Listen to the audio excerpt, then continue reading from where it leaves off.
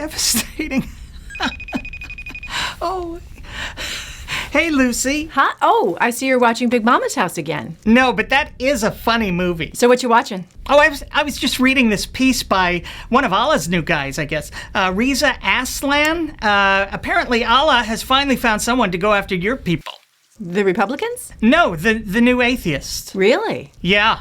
So what's the gist? Well, he starts with this devastating blow. I mean, it's really one of those things that you just don't recover from. Yeah? Yeah. You know how the new atheists are all up in arms about the new religious fundamentalism? I do. Well, he calls the new atheist fundamentalist. Boom! Wow. So he uses their own terminology back on them? Exactly, yeah. Does he say, I know you are, but what am I? I don't know. How about, I'm rubber, you're glue, whatever you say bounces off me and sticks to you? That's kind of what he's saying, yeah. So basically the kind of thing you'd hear on a kindergarten playground. Right. He's going back to the fundamentals. I mean, this kid is brilliant. And what exactly does he say the new atheists are being fundamentalist about? Well, atheism. And what exactly does that mean? They're just being all fundamentalisty about their atheism. Right, but what exactly? Like if I say you're being fundamentalist about whichever Abrahamic religion, it's probably because you're hating gays, maybe even killing them, or treating women like property, or even killing women for being sexual, or maybe killing people for leaving the faith. Boy, that's a lot of killing. Right. So what terrible fundamentalist things are these atheist fundamentalists doing? What are they doing? Please, are you kidding? I'll tell you what they're doing. They're writing savage books and brutal articles and even essays. Can you believe that? Essays. And they're giving these really mean speeches where they say a lot of things that hurt a lot of people's feelings. Very, very hurtful stuff. Not nice. Uh-huh. And that's the big whoop?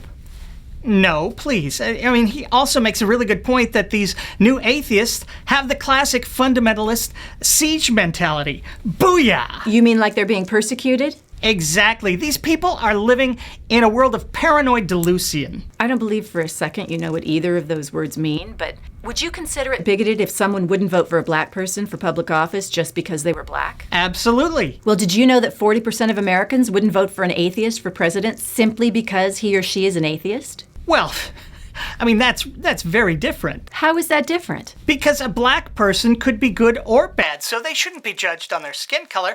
And let me tell you something, Lucy, not getting elected is hardly a siege. Well, how about being imprisoned or being hacked to death in the streets? Well, all right, imprisoned is not cool, but being hacked, we've been hacked here. It's inconvenient. I had to get a new debit card and everything, but... Hacked to death with a machete.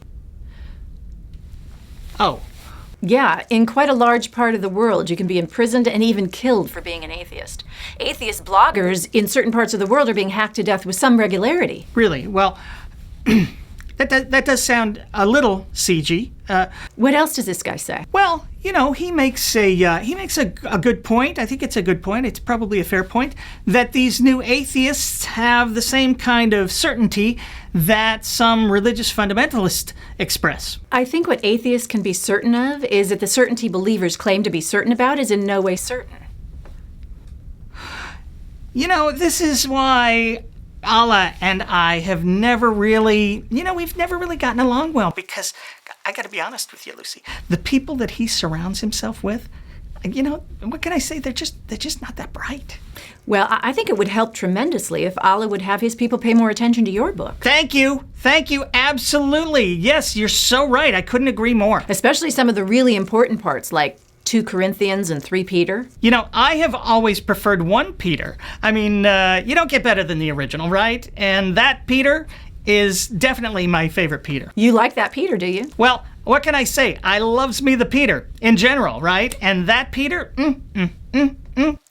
Okay, well, you know what? I'll let you get back to whatever you were doing. Oh, wait. What did you call about? Oh, I was just going out to dinner tonight with friends, and I wanted to get some kind of funny story. Oh, well, let me think for a minute. Let's see. No, I've got it covered. Oh, you thought of something? Uh-huh. Great, fantastic. Okay, bye. Oh, okay, bye.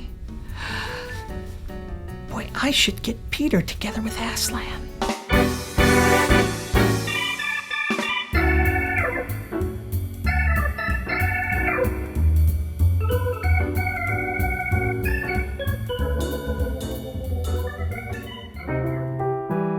everyone, thanks again for watching. Boy, I hate to be the bearer of bad news, or as we used to say when I was a kid, a bad news bear.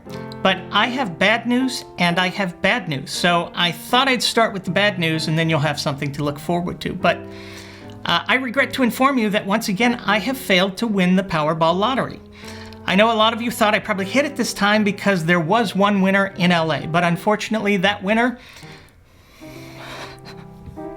was not me.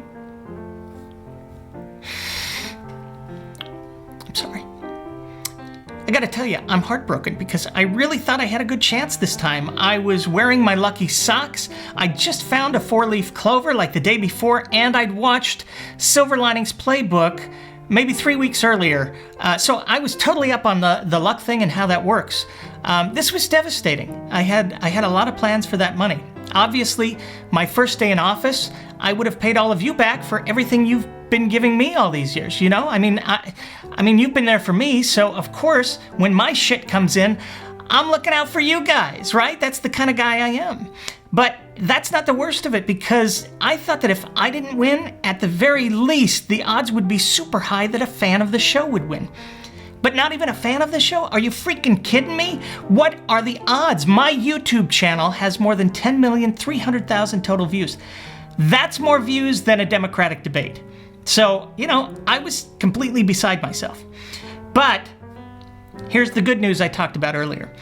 I've got two big things going for me now. First, I'm gonna find that silver lining here, okay? And I think that starts out with the realization that clearly my Gumby and Pokey socks are not my lucky socks. Duh, how stupid of me, right? I mean, clearly the Greyhound socks are my lucky socks because 3 years ago, we rescued a Greyhound, and that entitles me to all kinds of good karma, which I completely threw away by wearing my Gumby and Pokey socks. Duh!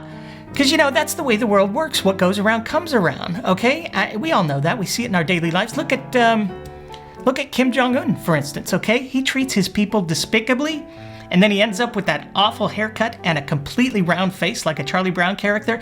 If that's not karma kicking you in the ass, I don't know what is. So I've got that figured out for next time. You hear me, Powerball? Coming for you. But in the meantime, and this is the really good news, I've got you.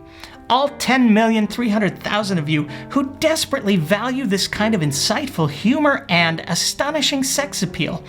Just think if all 10,300,000 of you just gave $1 a month. That'd be...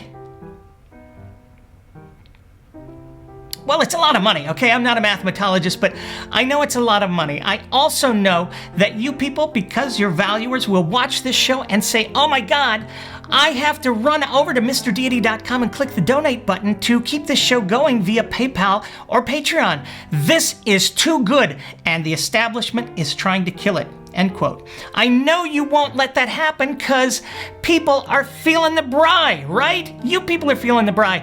I can feel you feeling the bri. And here's a little secret. I'm feeling the bri too, and not just late at night. So thank you in advance, and just know that I won't need your help forever because the next time this comes up, I'm a lock. Okay, Mr. Powerball, I'm a lock. Trust me on this one. I may be a slow learner, and to everyone who's already helped the show in some way or another, you know what I'm going to say. Thank you, thank you, thank you, thank you, thank you, and we'll see you again next time.